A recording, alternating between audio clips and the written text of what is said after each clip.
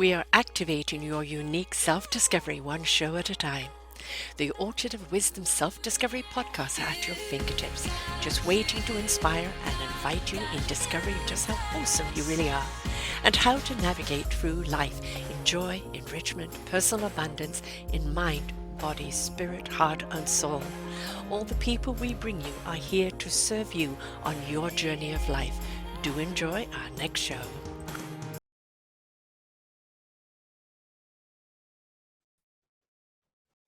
Good morning, good afternoon, and good evening, everybody. Welcome back to another edition of Your Health is Your Choice, right here on selfdiscoverymedia.com.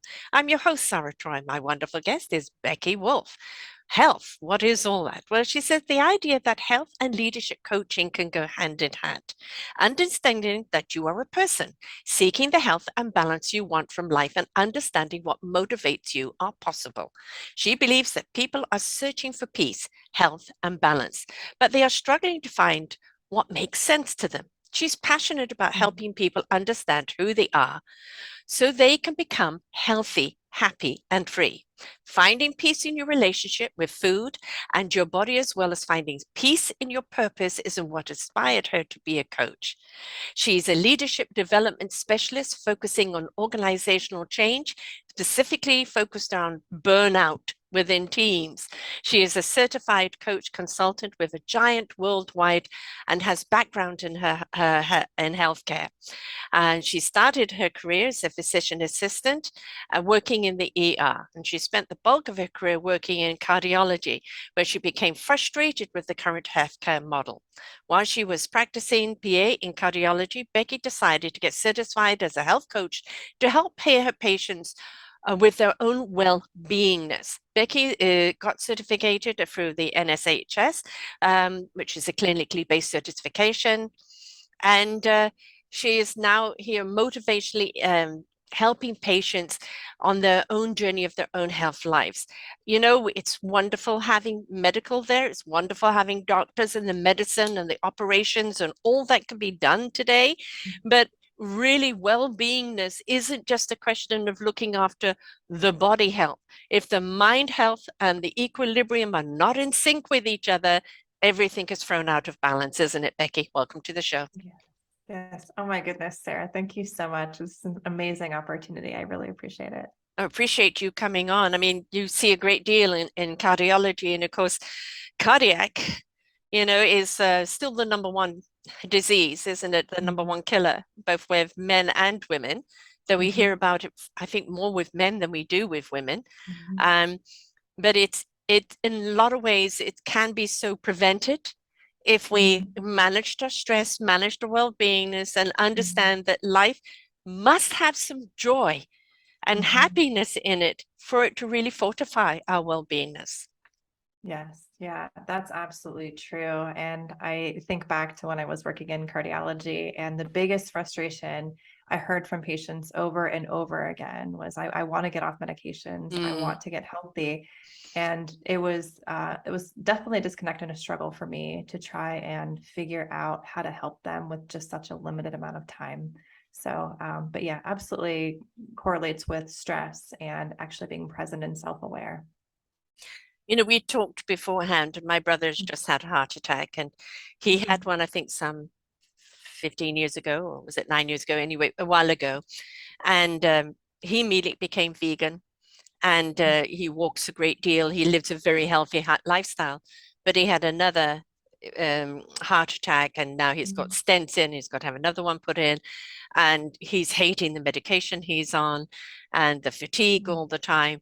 And it's like, for him, it was a defected heart, which was, like our father. And he did everything right. And you can do everything right, but sometimes there's just, nature against you. And how do you find a balance between maintaining the heart medically and maintaining your spirit, as a Yeah. human being? Yeah, that can be really challenging, especially in your brother's situation with doing everything right. Mm, We would think of like everything right being taking medications, or even just shifting diet to a vegan lifestyle. Everything we're taught is yes. supposed to be working, right? But a lot of it, like we were talking about earlier, Sarah, is it's mindset. It's really Mm, the awareness of what's causing me joy or what's creating joy in my life right now, and how do I capitalize on that? How do yeah. I am I self-aware to just build the relationships around me, and am I self-aware to know how to take care of myself as far as reducing stress, as far as doing something that I enjoy doing, because there's so many different components to the lives that we live, and yeah, I think there's the frustration that lies there too, of like, I'm doing everything I can Yeah. possibly do, and there's the disconnect there of the frustration and the reality of there's nothing more I can do. So how do I live the best life given what I know? What is my reality at this point? She's definitely not alone there, and I think that increasing, honestly, just self-awareness as to what creates joy for him, Mm. and honestly partnering with providers and helping them understand what he's going through in regards to medications can be really, really powerful. And unfortunately, where we're looking at right now, there's a shortage of medical everywhere in the world, and Mhm. there isn't kind of any backup. I mean, the only reason Mhm. he saw a doctor because he was in emergency, and even going back to his own doctor, he will not be seeing him. It will be a phone Mhm. call.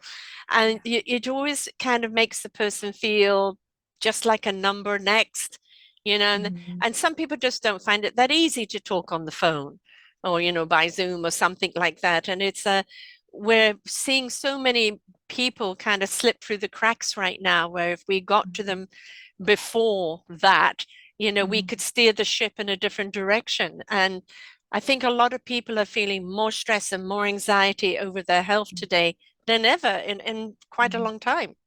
Mhm. Yeah, I would absolutely agree with that.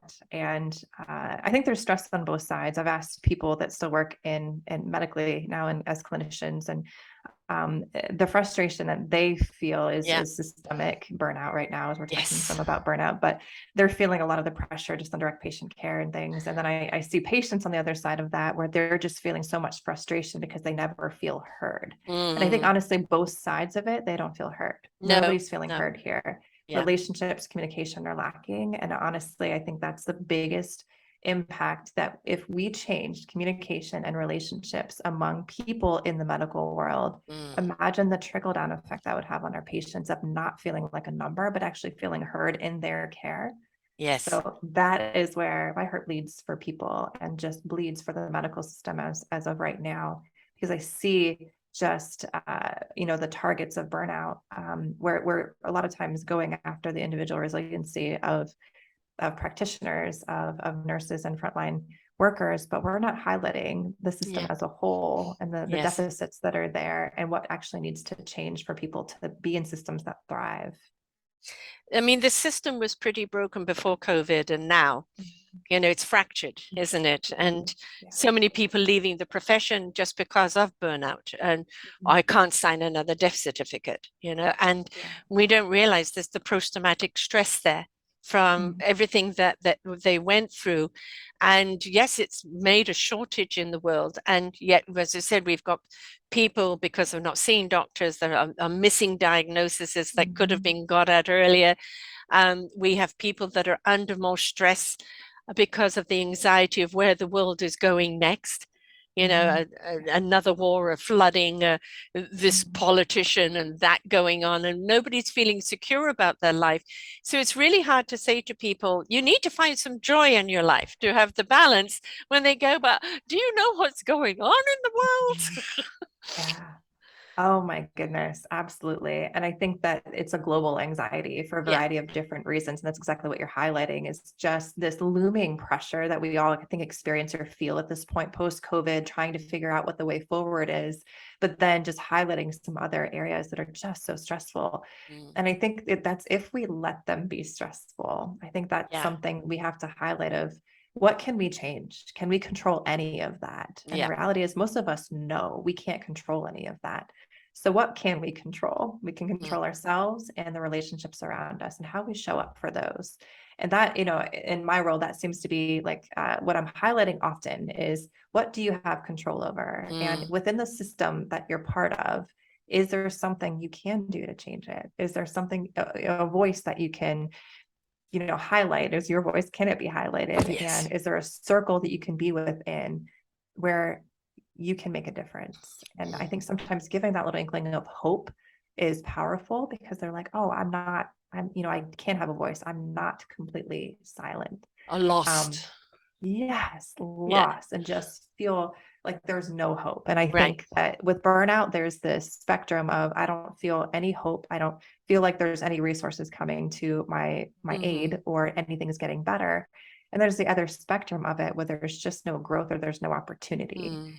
And those are kind of the things that I'm seeing as I'm working with clients now. So A um, stagnancy.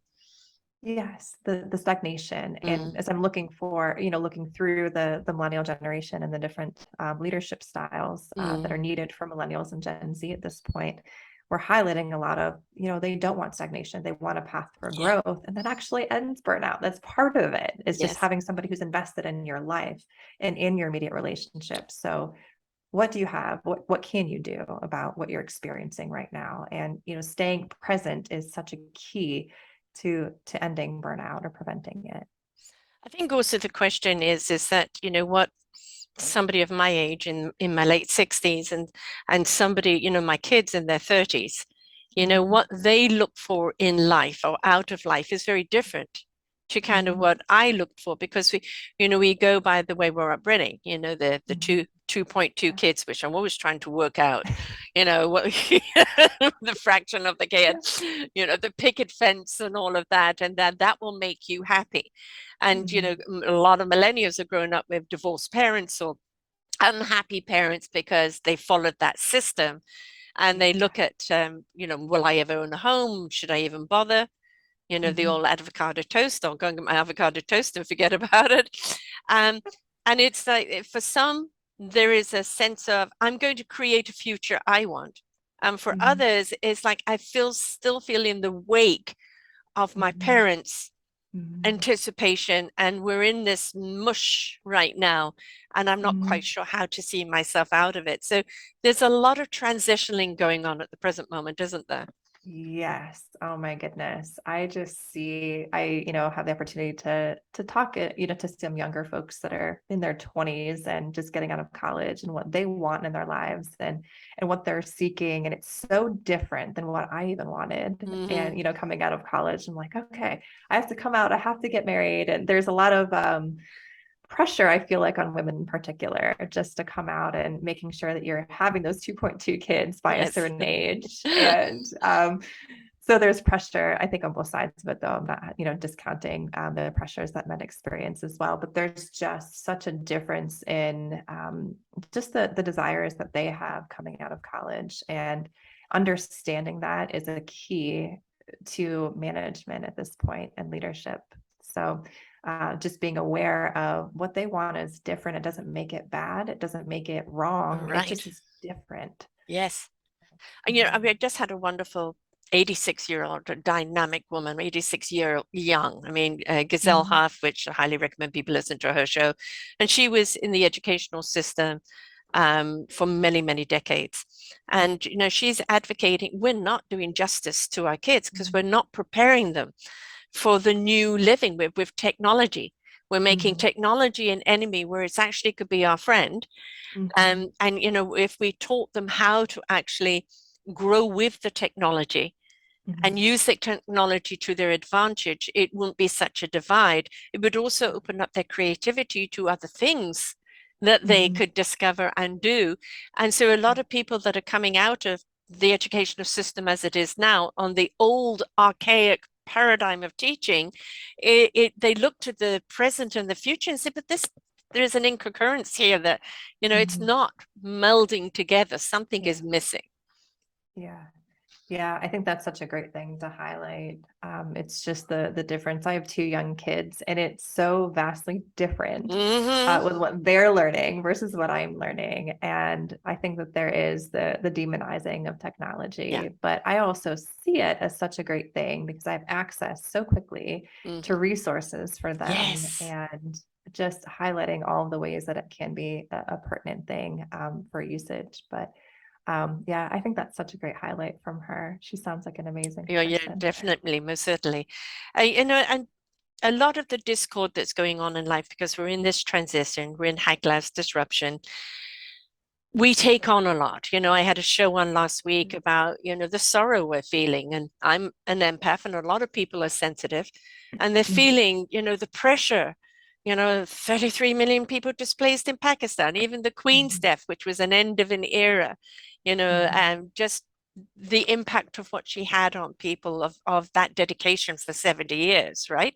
mhm. Um, there was just a sense of sorrow that Mm, for people like me, you pick it up, and we yeah. we have to look at, yes, the stuff going on in the world, and we can't get out and heal it all. Concentrate on what you can do. What difference Mhm. can you make, in your life, so you can make a difference in even one person's life? Because Yes. if we all did that, Mhm. then everybody would be accounted for, right? Everybody would have somebody looking out for them. We can't get out and heal the whole world, but we can help one person. Right. Yeah. No, absolutely. And I love that you highlighted empathy. It is, I believe, a skill to learn as well Mm, as curiosity and kind of ending the judgment that we can sometimes feel. Judgment, I think, is normal. I think it's something that we can experience based on influences that we've had. mm, But I think that the tendency to just be aware of it and how it can impact others and just tapping into empathy of understanding other people's experiences compassion, huh? just yes, compassion and Mm, just understanding globally that there are people that are really deep feelers. mhm. And I use personality assessments all the time with clients because it helps me understand them on a different level, helps me Yes, understand their tendencies yes, and what might be potentially getting in the way of even communicating with other people. But I think it's so key to highlight that we can have feelings and those feelings don't have to control us. They don't have right. to Consumers. overpower the choices that we need to Yeah. make. And it's finding ways to manage them. And I've Mm, definitely been through my own path and journey with that. mm, Um, but yeah, and I think just to your point, it's being present for other people. mm. And the thing that I see constantly on social media is just ask people if they're okay. And that Yes, is enough, right? yes, That is just enough. That is yes. something to see how you can help someone else. It's simple. And sometimes, like if I'm in a down mood, I love to watch the videos on children or on rescue, Mhm. rescuing dogs and things like that. Things that show you humanity doing things, Yeah. out of being unselfish and Mhm. rescuing and the spirit of people, because Mhm. the media will always focus on the negative, and I think we're all negatively drenched right now. Yes. And we Mhm. desperately need things that show us hope, show us a reason to carry on, Mhm. show us Mhm. even some incentive and also creativity in how to carry on. And if we fed Yes. that, that Mhm. possibility of a different canvas, we could do so Mhm. much more for our own psyche, couldn't we? Yes, absolutely. It taps into innovation. We're all Mm, wired differently. Even if we have similarities, we've all had experiences that are different. And if you're tapping into something that gives you that creativity, that innovation, just imagine what you can do with yeah. it. If you have hope, you can do anything. You can move Yes. forward, right? It's just being willing to kind of turn off the negativity. I think sometimes we get kind of sucked into the negativity Mm, trap. very Um, easily. yes, it is The easy. pimple into a volcanic eruption. Right. It's easy, I think, for humanity, just in general, just Yeah. to kind of watch all the negativity spiral and get caught up in it. But if we decide to turn that off and stay present Mm. and stay in the moment of what creates joy and innovation, life is so different. If we But stepped into gratitude, yes. I Hmm. again, I'm going back to Gazelle because she was an inspirational thing, but she was 4 when the war broke out, Hmm. and lost 18 of her family members. And Oh, her mother and her escaped to the south of France. This was in France. She was mhm, Jewish, French Jewish, and pretended they were Catholic. mhm, And her mother worked in the black market just to make ends meet, but she could have mhm. lost her life at any time. So this Yeah. young girl at the age of 4, but she doesn't remember anything before 4, because she only remembers those 5 years of living on the edge, of Mm, not knowing, was mum going to make it home, are we going to get caught, yeah. what's going to happen.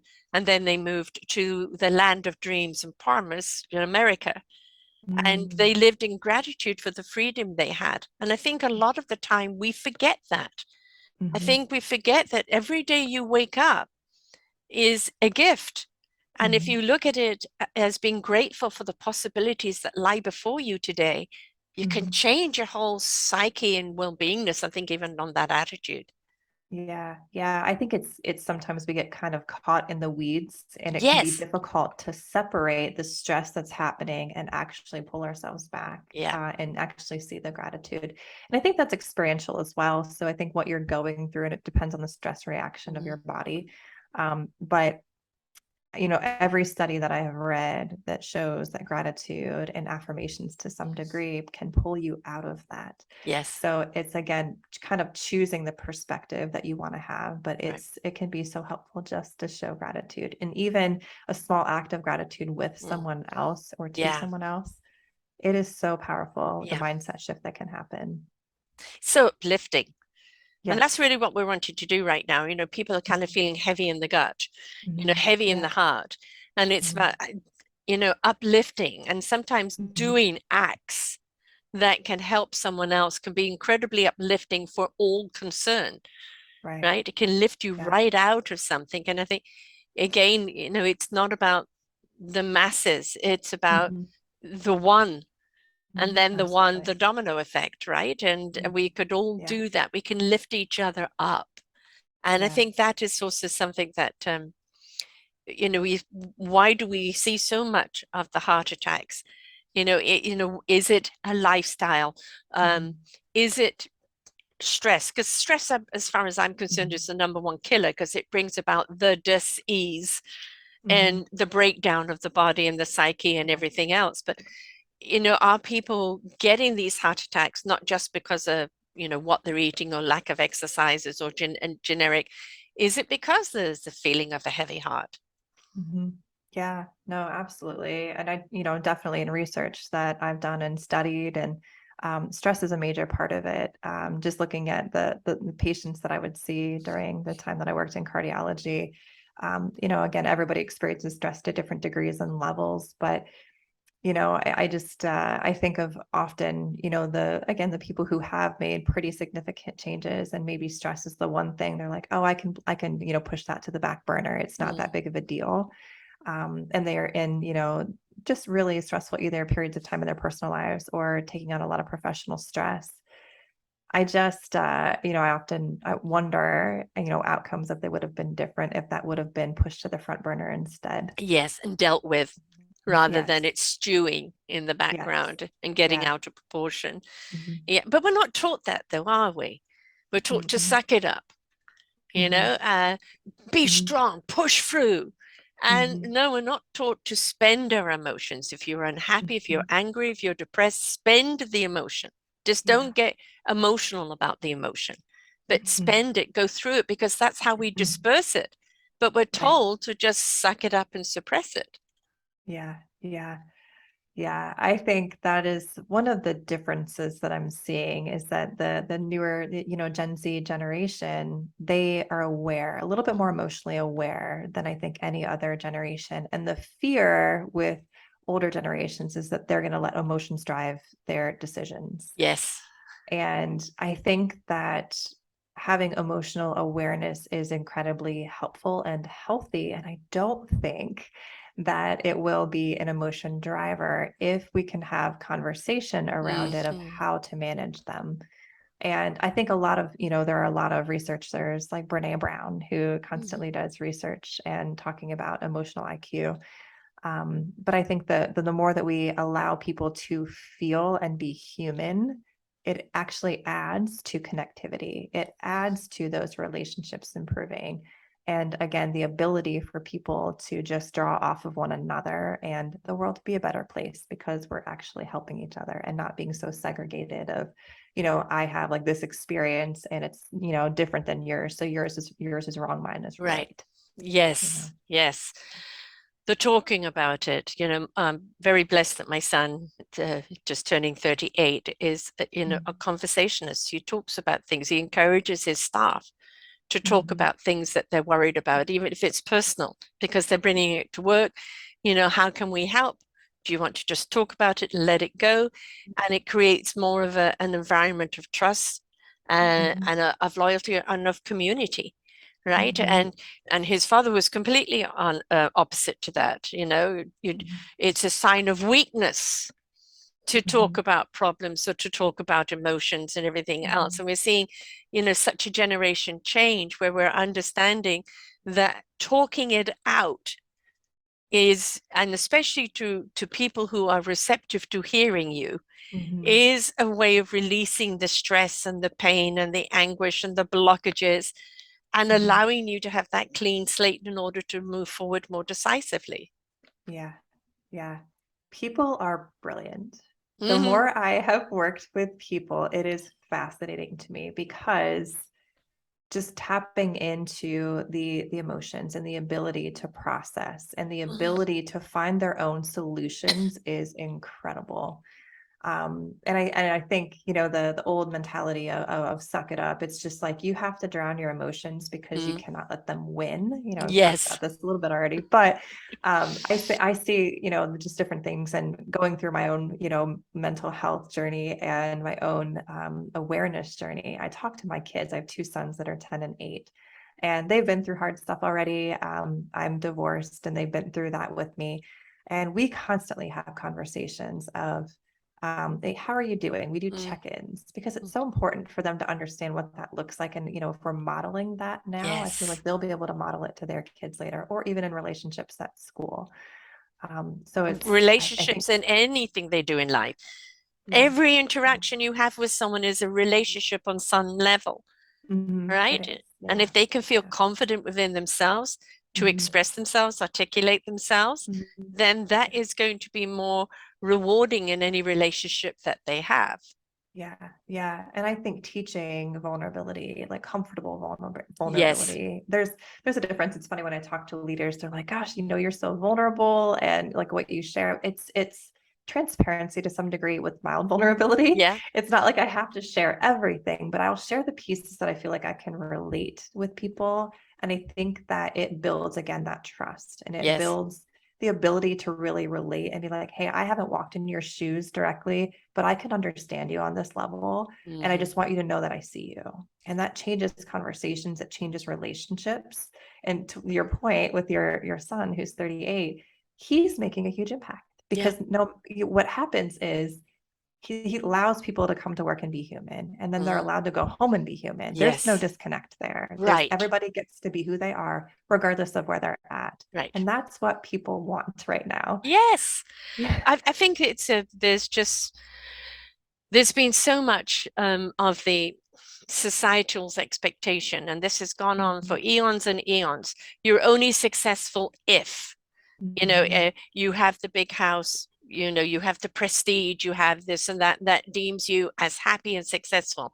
I can't tell you how many people I've interviewed that had all of that were miserable as hell, that maybe have even had the heart attacks and the divorces, Mhm.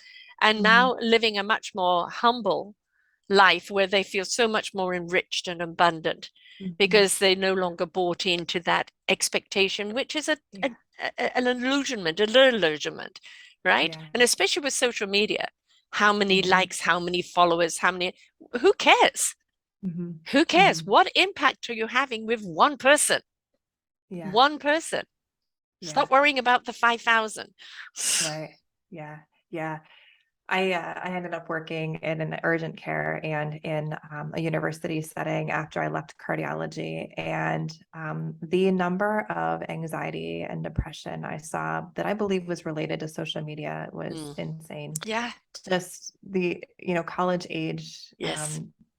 kids just trying to find their way and then having all this pressure of what the highlight reels on social media look like, Mm. causing so much stress. And they're already stressed enough going to college, being Mm. away from parents. And yeah, that is something absolutely, absolutely real to manage right now. Because they don't really know the difference at that stage because they haven't really been in Mhm. discovery of who they are. So they're Right. trying to see themselves through this delusional expectation, Mhm. rather Yeah. than, because when we don't teach our kids to do the inner Mhm. work, we don't Right. teach them to connect to their own hearts, souls, and spirits, and to Mhm. find the love of self in there. If we did, we Mhm. would have a much more functional society out there, right? Because, oh, you love Yeah. yourself or you must be Mhm. narcissistic. No, I have love for myself. That means I'm Mhm. truly abundant in who I am and I wish to share that love with everyone else. Right. Right? It's a Yeah. totally different frequency and vibration, and I feel a Mhm. much healthier one. Right. Absolutely. And it's not narcissistic. It's not anything like that. It's just the awareness Self-care. of, right. It is Yeah. self-care and it's self-awareness. And that honestly, you can give that away. That is Yeah. healthy influence. Yes. And that is something that can be modeled. And that Yes. doesn't really show up as selfish to me. No. That shows up to me as humble, confident, secure. When you're looking at somebody who's done their inner work, you can tell. Mm. You can Yes. tell who they are, that they've done the work, and they show up differently. Hmm. Then Mhm. they actually, you can feel them before they even turn up Mhm. because the Yeah. energy of them is so much more exuberant, Mhm. because they feel confident who they are, Mhm. unapologetic in who they are. I am what I am. Yeah. If I'm not your cup of tea, that's fine. I'm not going to Mhm. change to suit Mhm. you. The people that see me and feel me will be attracted to me, and vice Right. versa. And I think that's another important thing for people of any age, is it's not about the masses. It's about your tribe, your orchestra. It is about Mhm. your community where you can help one another because you are on Mhm. that same frequency. And Mhm. that's really where it's important, right? The village. Yeah, yeah, absolutely. It's walking through life with people who will have your back, and that Yeah. can shift. I Yes. don't know if that's been your experience, but in Oh, yeah, motherhood, that has yeah.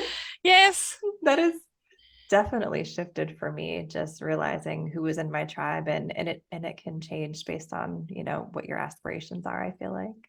And the thing Um, is, if it does shift, mhm. you have a bestie, they go through everything with you, and all of a sudden they walk away for some reason. Mhm. And it's like, yeah, you're going to go for a sense of loss, right? Or Mhm. confusion, but you've got to Mhm. understand they're on their own journey that's not in alignment with yours. So Right. just Yeah. wish them well.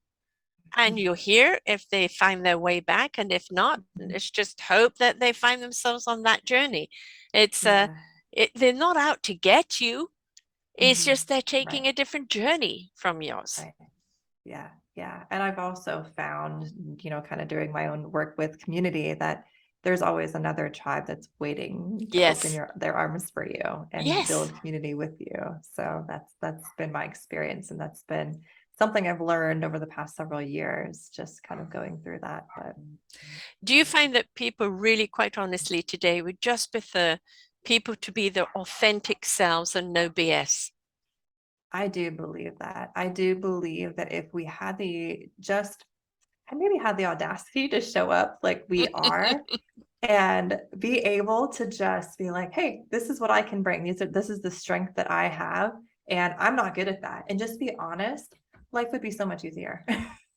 It would be, yeah, it would take the guesswork out of everything of like, hey, you know what? I know this person, they're awesome at this. This, isn't their strength, but it's okay.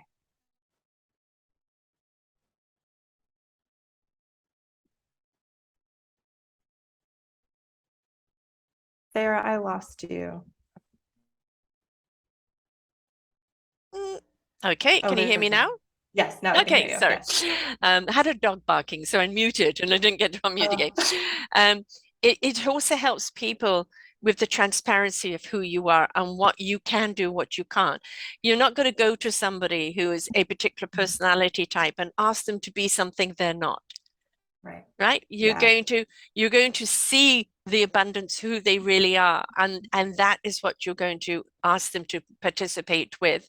And I think if Mhm. we're so scared to show ourselves of who Mhm. we really are, why we really are, and be apologetic over ourselves, which my generation most certainly was that. The Mhm. pushback, why don't you just conform?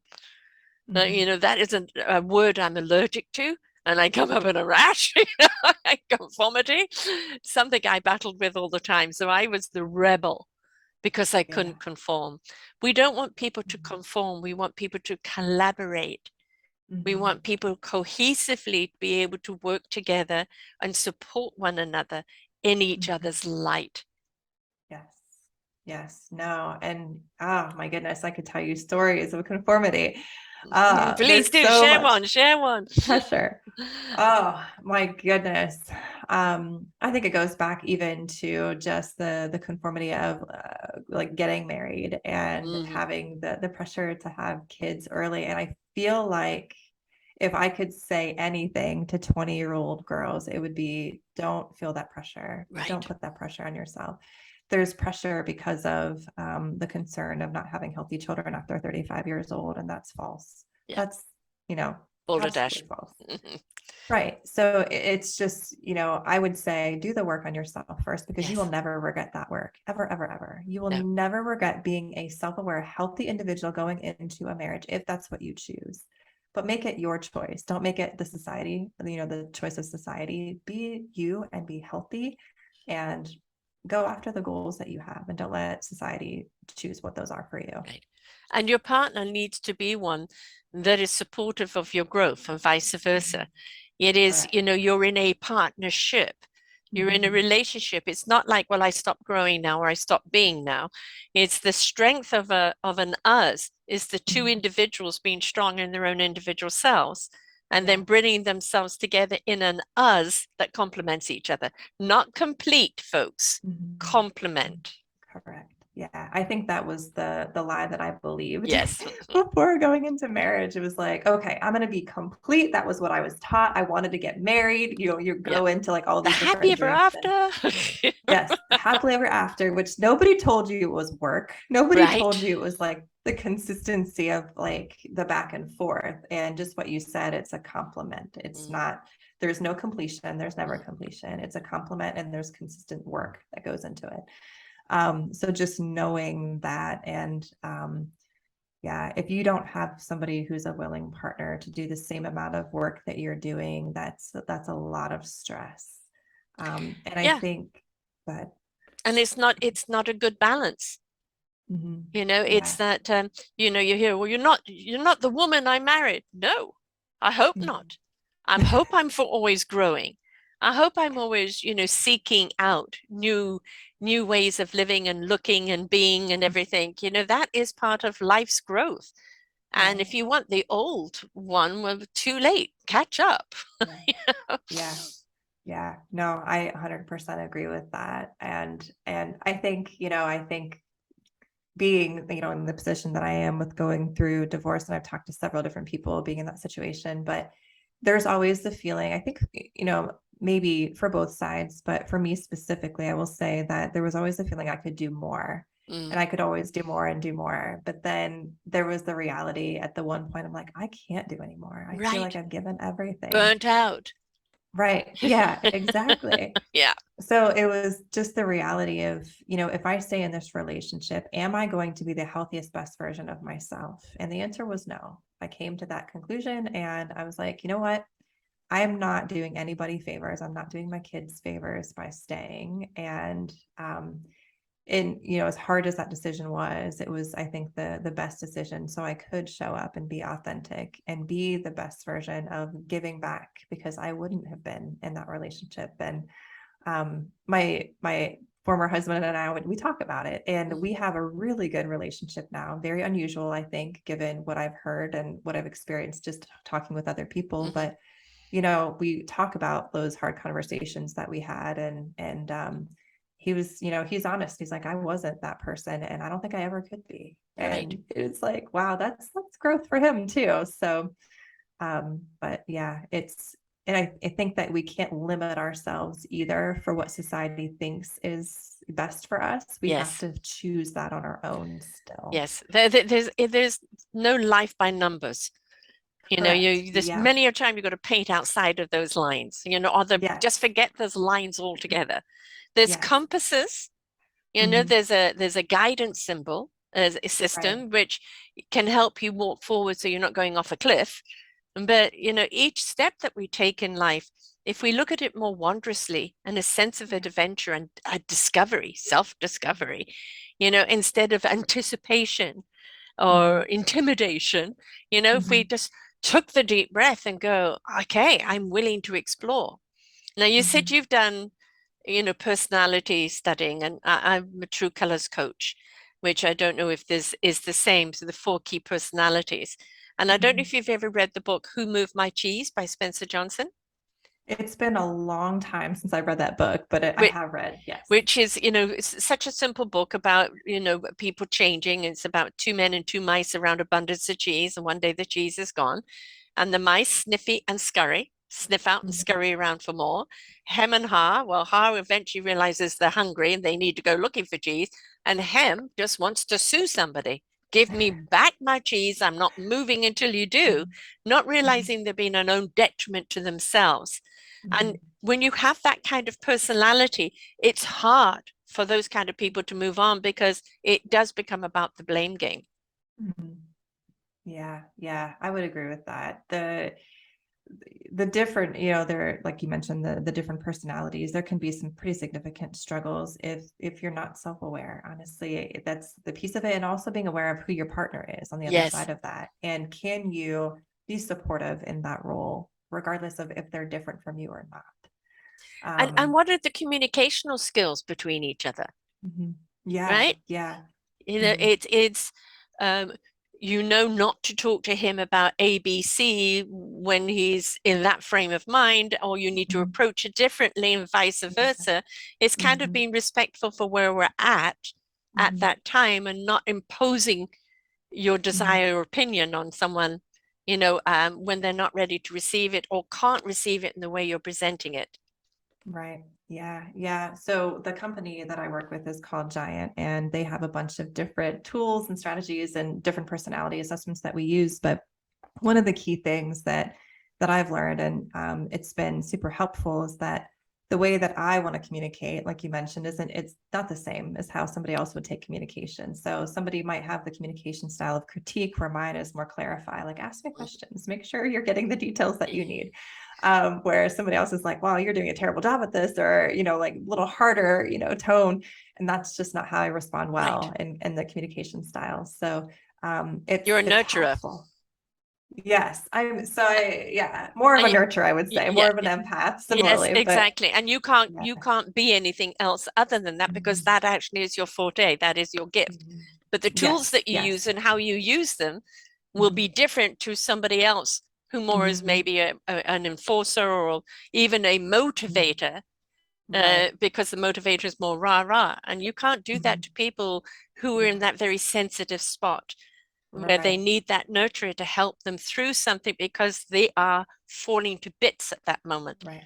And for a Yes. motivator to just say, suck it up and do this and that, no, that's too Mhm. shattering. Mhm. You need that Yeah. loving, empathic nurturer to say, it's okay, let's put you back Mhm. together. So you're Yeah. strong enough for the motivator and to take that Mhm. next stage. But Yeah. it is, you can have the wrong person Mhm. at the wrong time and they can do more damage than good. Yes, absolutely. Absolutely. And the team, just talking about team dynamics and things, it is so incredibly important to realize where people are at. Yes. And, even if you are a leadership style as a motivator, it's being aware that they can't take it. So I have to really back off, and I have to Yes. kind of take more of the nurturer role right now. And then I have to be able to understand when I can challenge them again. And who So to refer to if it's not your forte. absolutely. Yeah. You know, You you have the you need to team. you Yeah. need to speak to Yeah. Becky right now. She's Yeah. she's that next stage for you. I'm here when Mhm. you're ready, Mhm. right? It's not making a person feel less than because they're not ready for it. But you know what? Yeah. Becky's good for you at this Yeah. particular stage in your life, right? Yes. And it's knowing Yeah. that, and that's where the teamwork is there. Yes. Yeah. And that's why collaboration, I think, is so key and so Mm, important in the workspace, is that we're finding that teams that work better together, mm, no wonder they like working together. It's mm. just like they have the ability to show up authentically. They have the ability to just Yes. be who they are. But then you get to highlight the strengths of each team member. Mm, And then the basis of that is people bring in higher revenue as far as a business, and, mm. higher profitability. But as far as I'm a people person, I'm like, I want to work with people that I like. I don't Yeah, want to work with people that just don't, appreciate me or value me. I wouldn't want to be in that space. right. Basically, what it is putting people together under the same umbrella that complement each other, but each one of them is a different instrument. in this orchestra Absolutely. of life. But the orchestra's piece of music has to be something, a philosophy that everybody agrees with, Right. Yeah. right? Right? Yep. They just approach it in a different way. And that's the thing is if the orchestra was all violins or all trumpets, it would be very Mhm. boring. You need Mhm. everybody's instrument in there at the right time, in Mhm. the right place, for it to build and be that invitation. And that's really what a good team is about. Mhm. But the Yeah. philosophy is this music has to uplift, it has Mhm. to liberate, it has to help people Mhm. become whole with Right. themselves so they can walk forward, right? Right. Absolutely. Absolutely. And it's such a beautiful way to put it. It's just how beautiful is an orchestra? Mm-hmm. Or how amazing is a sports team? I think of like Yes, the women's soccer team, and I'm like, yes. oh my gosh, they're incredible. Just how they know each other and how they Mm, can function so smoothly. What if we did that more so in everyday life with the right. teams that we're in? How amazing would our work lives be? They say there's no I in team. And I have a little contradiction with that one because um, if I don't bring myself to the team as Mhm. an even player, then Mhm. what is the team? We need to take ownership and responsibility and accountability and understand our Mhm. own participation in that team, right? It's Mhm. not abstaining from being your eye, it's bringing your best eye forward to help the Right. team. Yeah. Yeah. No, I love that perspective because if there's not some form of what you can bring, then what is the team? What is the team? Yeah. Exactly. Yeah. Exactly. And Mhm. it's people will see something and they go, oh, I really love what they're doing. And then think, but I don't fit. Well, maybe Mhm. you're only looking at it from one angle. Try looking at it at a different angle, Mhm. through a Becky lens. And then you say, Yeah. oh, okay, there is a place for Mhm. me, right? There isn't the one size fits all. Turn it Right. around like a Rubik's Cube, and you'll see there's many different views and interpretations of it and somewhere along the line you'll fit.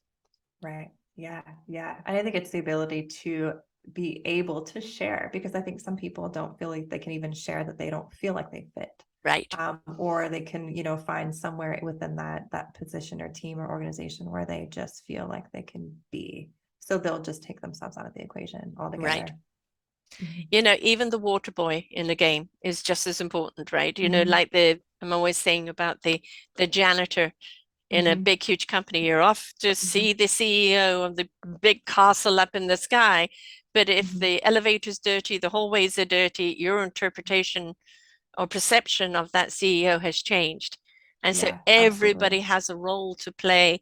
And Mhm. it doesn't matter. You don't have to be the big CEO. Nobody's saying that that is what success is. It's Right. taking pride in Mhm. your role, whatever your role is, and doing it because it brings you Yeah. pleasure, because it makes a difference in other people's lives. Yeah. Yeah. No, I agree with that. And I would say I still see within the clients that I work with right now, I still see some of the anticipation Mm, or even, I hate to call it impatience, but there's still kind of that mentality of like wanting more. mm. And I don't think that that's necessarily a bad thing, but No, I think no, that sometimes it's not wrapped up in it's the finances why. either. It's the why they're trying to Yeah, figure themselves out of, yeah. okay, so what is this about me? And Mm, it's tapping into that to some degree of like, okay, why are you experiencing this? mm, So like something you mentioned before, it's just kind of letting them sit there that, yeah. okay, let's stay here for a minute. Hmm. What are you experiencing and why? Let's get a little bit deeper into that self-discovery phase and really highlight to me, like, why does this matter? Mm. So, There's so much, one thing we don't look at in Western medicine is prevention, mhm. right? And Yeah. even, when we're looking at cure, it's never the root cure, it's the Mhm. surface cure. And I think if we kind of embrace some of other cultures' way of looking at our health, where it is, the well-beingness, the Mhm. wholeness of your health is where it's Mhm. important, which does mean, your soul, heart, spirit, mind, and body need to be in sync with Mhm. each other. And you need to feel that balance in there. So Mhm. nothing is being stretched beyond its capability. And Yeah. there's so much preventative stuff we can do, Mhm. either like meditation or being able to talk it out, handling our stress in a way, whether maybe going for a run or listening to some music. Mhm. We've got to make that discovery of ourselves, don't we?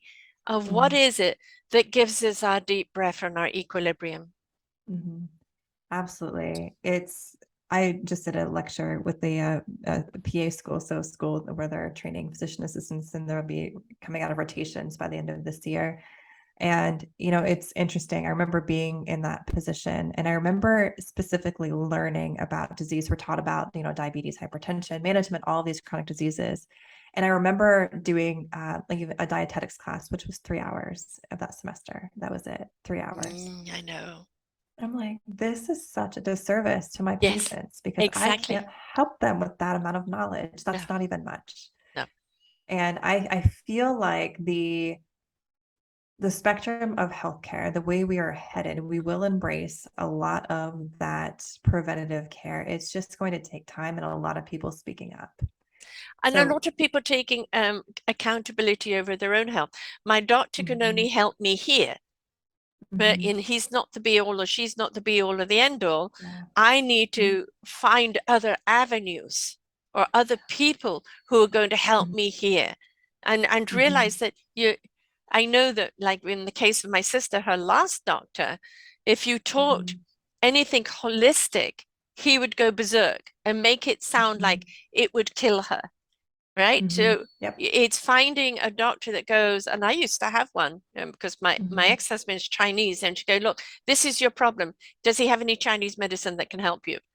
And it was always mhm, be, how can you marry the two together? And we have to mhm. look at that at life, isn't it? Is that Yeah. you need various different other mediums in order to find the whole balance. Yeah. Oh my goodness. Yeah, I completely hear that. The problem I think with medicine that I was taught is that we're taught all on research-based theory. Yes. So it's all research-based. If there's no research, then they completely dismiss it right out the gate. They're like, well, show me the article. Show me the article in the PubMed or New England Journal of Medicine that can prove that, and then I'll be on board. It's not that What about the simple. experience? The Exactly. practical experience speaks so Mhm. much louder than a few words on a piece of paper.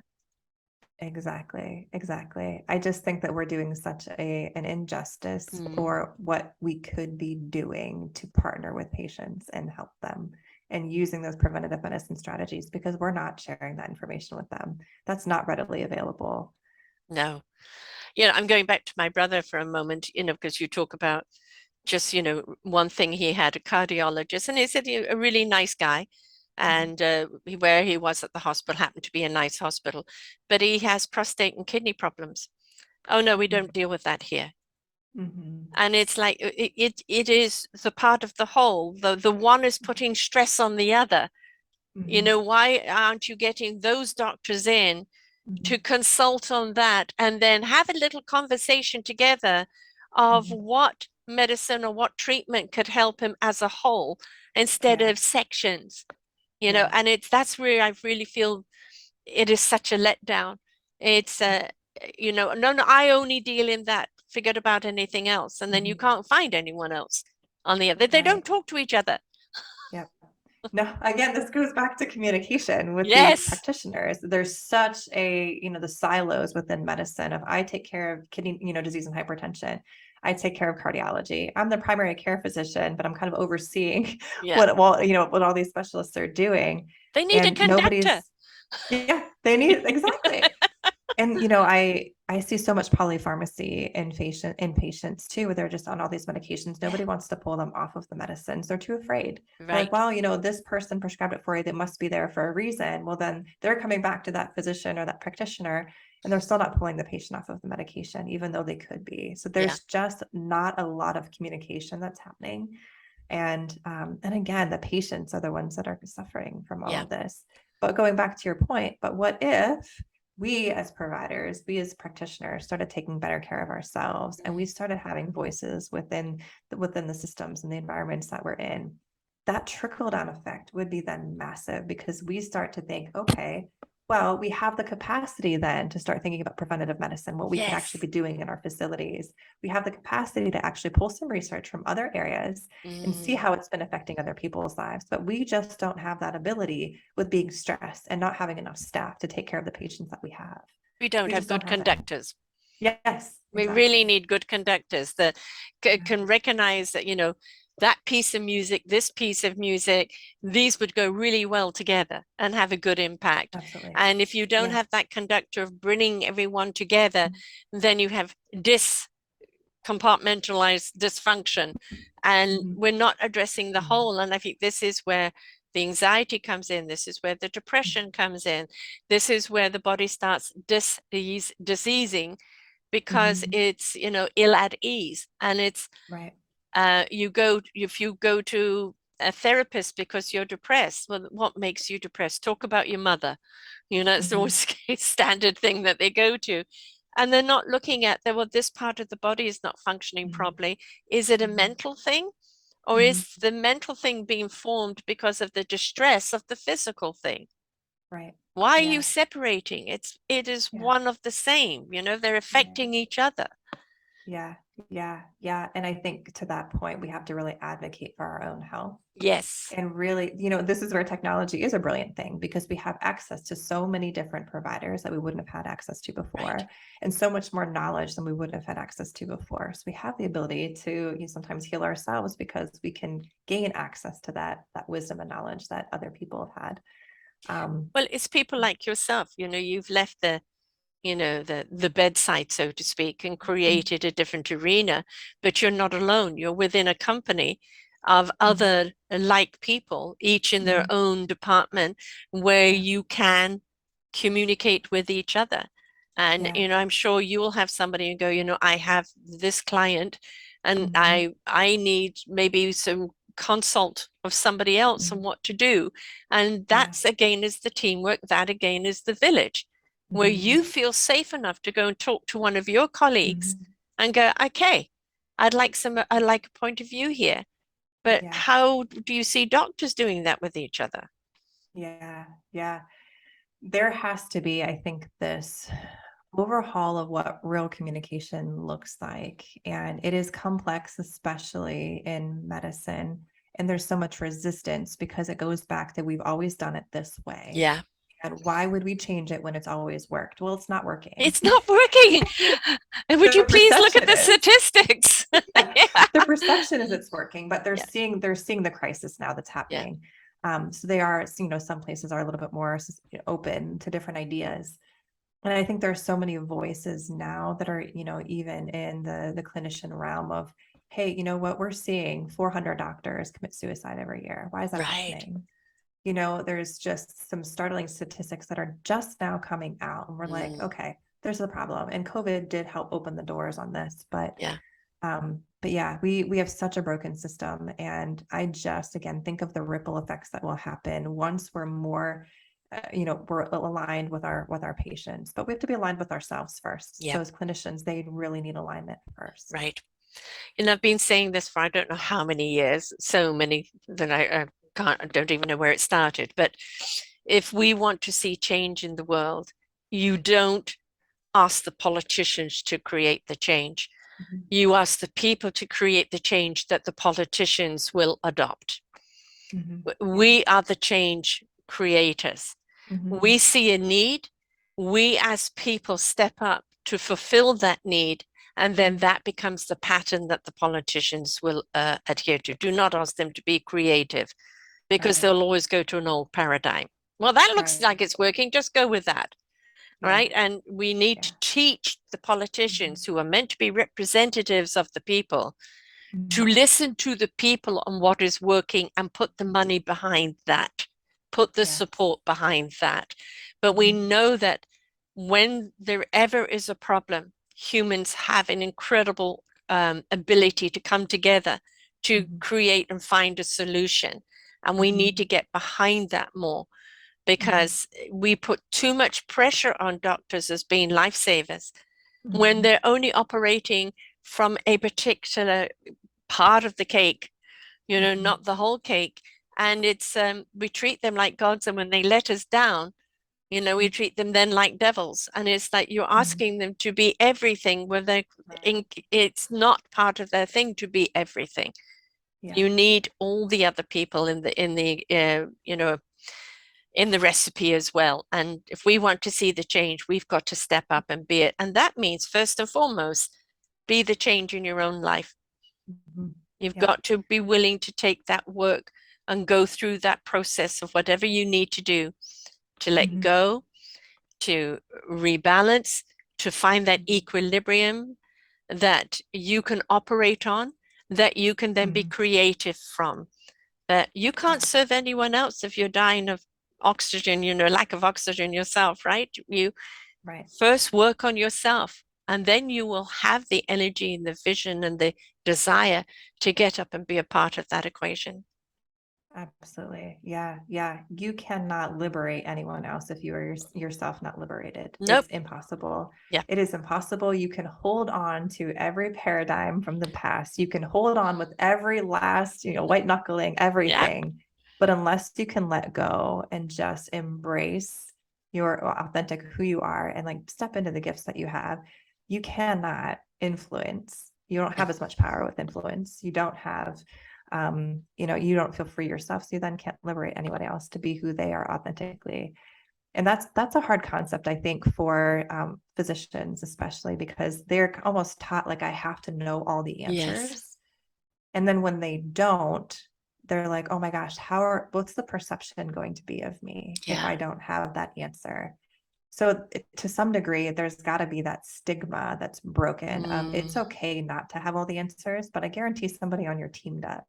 And to ask, Yeah, and they it's feel okay. less than if they have to go and Mhm, ask, where they should feel, the mhm, enrichment is in all mhm, of us mhm, doctors, being able to come to one another with a mhm. patient problem, Yeah, right? yeah, yeah, It's so logical. I don't understand why it's not happening. yeah, yeah. I know there or going back to the hospital days and things, there are routinely these tumor boards and different boards that physicians would have discussing complicated cases with patients. And I think I'm like, man, if we could do that more often with more patients Yes. and not feel that stigma of I don't Yeah. have the answer here, I'm presenting something, that alone would change things. Right. Because you have the ability just to gain access, wisdom, knowledge from something somebody else has seen. So it's just like the Mm. ability to ask. But also, it doesn't have to only be in the Western medical field, Correct. and Correct. that you look at the Mhm. other modalities that are working, Mhm. and Yeah. go, I think that this would be very good for my patient, Yeah. right? But there is still the them and us, the Yes. Yeah. alternative. Well, if you look at the alternative, it's generally been around thousands of years. Hmm. And Western medicine, not that long, and Western medicine has saved incredible amount of lives. Right. But if you need to marry the two together, Yeah. and both have to see the benefit of each other. Yeah, absolutely. Absolutely. I just think of like, how much advocacy that we as patients then have if Mm, we can bring awareness, talking about just being influential, continuing to bring up, what about this? What about if I did this for my own health? And kind of just bringing about some different topics or options that maybe they're not thinking about that maybe eventually they will be okay with exploring, if they're in the right mindset potentially. But no, I remember in the 90s, I was like on 8 antibiotics a year, mm, which was just oh pulling my my immune goodness. system down. And then I discovered a company, a nutritional company, and I went on a complete nutritional regime. And I remember mentioning to my doctor about echinacea and Mm, and these herbs that were working, and he was saying, "Oh, it will put me out of business."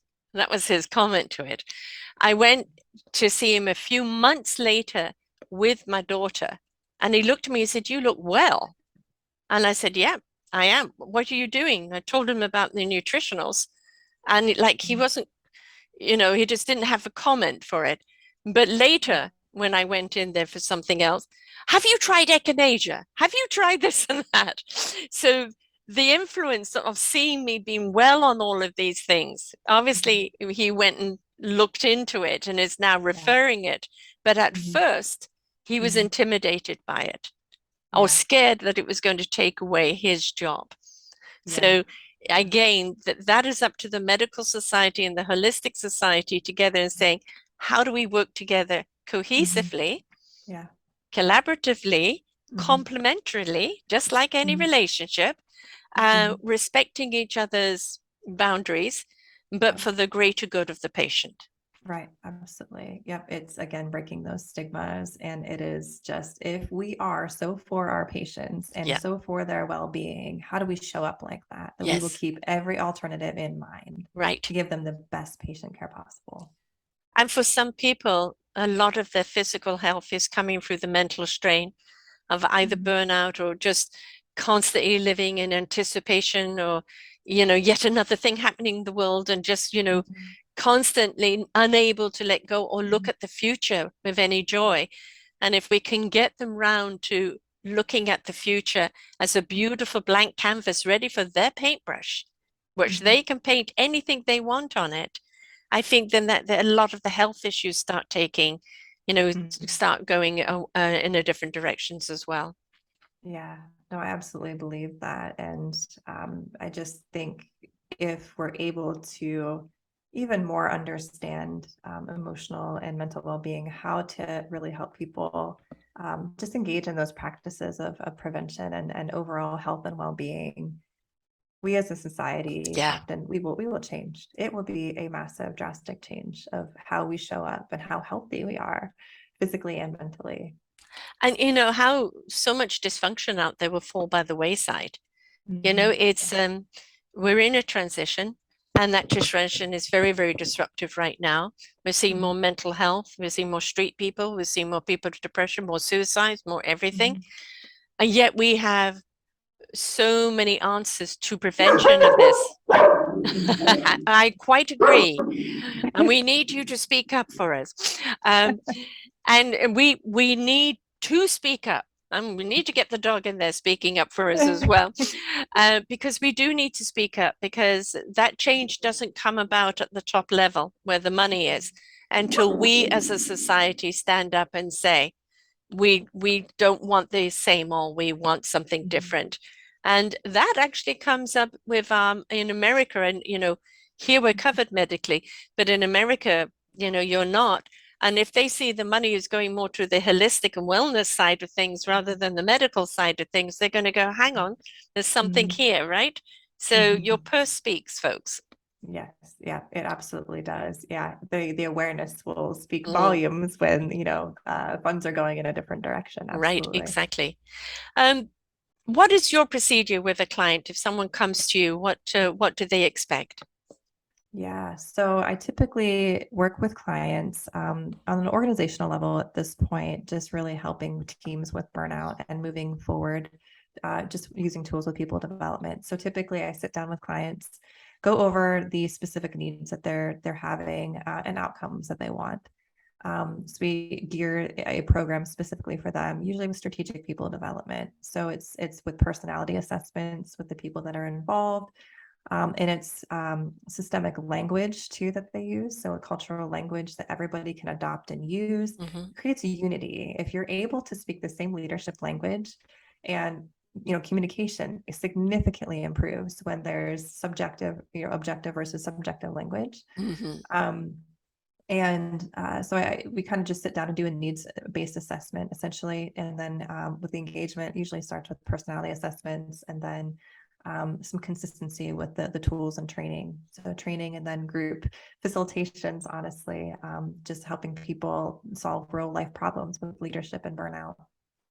So it's the individual Mhm. to then the team, and Mhm. the full leadership. And of course, whatever happens, with them at work, they're going to take home. Yes. If it's working at home, they're going to take the same system at home with them. And, we're going to start seeing that wonderful spider web, Mhm. really reach out. And so, we want people to feel they can be the same people at home as they can be at Mhm. work and vice versa. Yes. You wear a different skill hat, but who Mhm. you are as a person should be the same wherever you go. And Yes. so whatever's happening to them here is most Mhm. certainly going to be something they'll take into their community that benefits the Yeah. community. Absolutely. Yeah. So the clients I work with that are experiencing burnout, often they have some type of physical attribution to that as well. So there's something happening with them. Either just stress causing stomach issues or palpitations. They'll have like anxiety, depression sometimes, which is more a mental issue that they're working through. But once you experience that at work, it's really hard to separate that going Mm, home. But once we start to address the things that are happening at work and they start to get better, so communication starts to improve. So mm, usually the leading indicators of improvement are my self-awareness improves. I'm starting to understand my coworkers. We're communicating better. I know actually what my friend, this acquaintance that becomes a friend at work, right. Susie, like what's going on in her life, and I can communicate with her and relate to her on a different level. Then my stress starts to go down. I start to Mm, have less physical ailments. I start to have less anxiety about going to work. And then that leads to better intentional practices at home with my relationships. It is absolutely a trickle down effect. And then mm, people have more capacity to be involved in community. And it is this huge ripple effect of if I'm let going to work and if I'm self aware and if I can be aware of others around me, the changes are incredible. yeah. I mean, it's again, we like to point the finger, but there's three pointing back at us. It's Mhm. yeah, society may be causing the issue, Yeah. but you are within yourself the solution. And Mhm. it's up to you to look to the people Mhm. that are there in abundance now, in Yeah. abundance, that are Yeah. going to help you navigate the path to your own Yeah. equilibrium, your own balance, so you know how to manage the stresses, you know Mhm. how to manage the conflict, you know Mhm. how much to take in of the outside world and how Yes. much to leave alone and not get immersed into it. And they're all skills that we need no matter who you are, where you are in life. Mhm. But Yeah. if we start at the corporate side of things, production obviously goes up because Mhm. camaraderie is there, right? The village Yeah. looking after each other. Yeah. Loyalty, most certainly, because people want to stay in an arena where they feel seen Mhm. and heard, Yeah. and the desire to see the company succeed and take pride in knowing they're a Mhm. part of it. And Yeah. that presence of being then is taken everywhere, Yeah. can only benefit. But it does Yeah. start with us, that Mhm. willingness to say that there's something wrong. I don't like where I'm at. I don't like where I feel, what I'm Mhm. feeling. Uh, I need to let go. I need to reprogram Mhm. because most people are working on an old program. I need a Yeah. different pattern in life that's better for me. Right. Yeah. Yeah. And it's the willingness to do Yes. that. Just like you said, it's the willingness to say, okay, something's off and I have to try to figure it out. And I have to take the time to do it. I have to be patient, or I have to Yeah. just invest in something that is going to allow me the space to process through how I'm feeling. Yeah. So yeah, it definitely starts with us first, and just knowing that is a powerful shift in perspective of we can do something about it. Even though the world is feeling maybe a little heavy, there's a lot of pressure.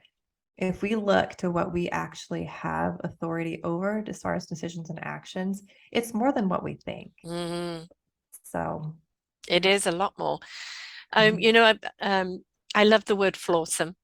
I think it's Mhm. a, we're all flawsome, and the analogy of that is the Japanese or the Chinese bowl that was broken, and then it's re put back together with gold Mhm. thread, and it Yeah. becomes even more valuable because of its brokenness and coming back together. And that's where I think the flawsomeness in is sometimes our flaw is what defines us, Mhm. and it's not a mistake. It's Mhm. just a beautiful flaw of who you are, and we embrace it and we become awesome because of it, Yeah. and it's please, you can have a perfect situation, a perfect moment in life, but if you're looking to be perfect, you've just Mhm. put your own gun to your head. Mhm. There is no such thing as perfect people, just a perfect moment with someone or a Yeah. perfect situation, perfect this, but not, don't forget about perfection overall Mhm. that you're trying to seek to be because you're only going to let yourself down. Yeah. Yeah, that's definitely a tendency I've had to face. It's just the perfectionism. Whew, that's a tough one. And I know for a lot of people, because they've experienced the same thing. Just, oh my gosh, I want to make sure this is absolutely perfect. And I think the moment I let that go is when I Hmm. could actually be authentic and be like, I'm so imperfect and I'm okay with that. Yes, you know, yes, you're flawsome. I know I'm awesome. And just the acceptance. And I think sometimes that happens when we're going through really hard stuff. It's just the ability to say, okay, you know what? I can own the mistakes that I have and I can just own every part of who I am. And it just kind of deepens the level of, um, I guess, stories that I have and the experiences. It doesn't take anything away from it. Being No, imperfect just adds such great depth to who people are. exactly. It allows our growth. Without them, how do we grow? Right? Right. You Yeah. know, Yeah. we're not meant to be stagnant. We're not meant to be one note. You know, we're a symphony in our own right, and all of our experiences is what molds us and defines us, Yeah. and it's how we show up in life. And you know, if we can choose the gratitude and we can choose to be healing unto ourselves and do the work with the help, um, we step into that awesomeness of that what we really are, and we can step into the pride of who we really are. And Yeah. that's not being ego, that's just being a Mhm. false ego. That is just being, I love who I am and what I'm doing. Mhm. And that means you're Yeah. going to want to do more of it because you Yeah. know it's having a positive effect. Yeah. And isn't that the Absolutely. greatest gift anybody can have in life? It is. It absolutely is. And just not being afraid, it takes away a level of fear too. Honestly, it just takes away that level of like, if I mess up, I can be okay exposing that a little bit. Yes. And there's kind of decreases the amount of pressure that we have on ourselves too, of making mistakes. And that normalizes the experience of, hey, it's okay to Yeah. be, maybe to get something not quite right, Yeah. or even just have an experience of like, this didn't work out, so what will make it work out? So that growth mindset of let's Yeah. tap into different solutions and to the problems that we're seeing. But it just is so much more beautiful and more of that self-discovery of like, ooh, okay, this doesn't seem quite right. And what went wrong here? And then how do we move forward from that? And sometimes it's something you need to walk away from. Mm-hmm. You know, you were hell bent on it and Mm-hmm. everything felt right. And then it proved to be no, but Mm-hmm. you need to walk away from it. It's not a waste of time because all of the things that you learned from it, Yes. you're now going to take somewhere else. Right. That, you know, Absolutely. sometimes it's just a closed door and you can't Yeah. open it no matter what key you think you have, right? Yeah. Yeah, absolutely. Yeah. And even, yeah, like you said, those experiences are even just beautiful Mm. experiences. And there's things that will be stepping stones Yes. to other, avenues, opportunities experienced. And sometimes when you think there's an open door, you're like, oh, this is beautiful. This is wonderful. This is exactly what I'm supposed to be doing. It's like closes 6 months later. So it's like, okay, well, what's the next opportunity? And just being aware to those opportunities has been a beautiful thing for me. So, Awareness, you know, I'm always saying to people awareness and mhm, allow the experience. You know, mhm, if it's yeah. if your heart is in the right place, if your soul is speaking to Mhm, you, your spirit's flying, allow the experience. Don't dictate it because yes. then you're going to miss out a great deal Mhm, on what that experience can mean to you. mhm, So just allow yourself to go through it. And when you yeah. do go through it, even the process of going through it, it will reveal itself. And in that Yeah. reveal, you will grow. So that's the Yeah. important thing, definitely. Yes. Yeah. So, Absolutely. how do people get hold of you? And I notice you've got a free giveaway here as well. So, can you tell Yes. us all about that, please, love? Yes, absolutely. The best way to get in touch with me. So two ways. Email, you can email me at becky@beckywolfe.com. I have a website, which is beckywolfe.com, or LinkedIn. I'm really active on LinkedIn, and you can find me at Becky Wolfe on LinkedIn as well. So those are the best ways to get in touch with me. Wonderful. And Becky is Becky, Wolfe, Wolfe, just in case people are thinking of different spelling. So beckywolfe.com, Becky at beckywolfe.com, LinkedIn Becky Wolfe, Instagram Becky, Betty Wolfe Coaching, right? So, Mhm. Yes. and Yes. they can contact you there. And you've got the personality assessment and all of that, which I really am a huge advocate of, because Mhm. I know that when I did True Colors 21 years ago, it really gave me permission to be me, because Yes. this was my personality trait. Now, Mhm. however much everybody wanted me to be this and that, I Mhm. couldn't be it. This is who Right. I am. Yes. But it also Yes. helped me change my dialogue and how I talk to other people according to their personality trait. Right. So, I found it to be a great asset. And I highly recommend people, because that's the human Mhm. mechanics of you, your personality trait. And it's Mhm. going to Yeah. be how you will embrace your heart, soul, and spirit, Mhm. your Yeah. whole psyche of you. So it's good to Yeah. know. So that definitely an Yes. advocate for. Yes. Thank you, Yes. Becky, for sharing here today. I'm glad that you Yes. redirected your life into something that's so meaningful, because, again, as you ignite those heart and souls of spirits into being, they become more enriched and abundant in their own lives, Mhm. in their work life, in their home life, and every other relationship that they have. And we're going to Yes. see just a wonderful wave of people being the solution to society Mhm. by embracing the beauty of who they are. Yes. Yes. Yes. Thank you so much for this opportunity, Sarah. Just such great conversation. And I learned so much from you and about who you are, and just absolutely love this experience. So thank you so much. My pleasure. Thank you very, very much.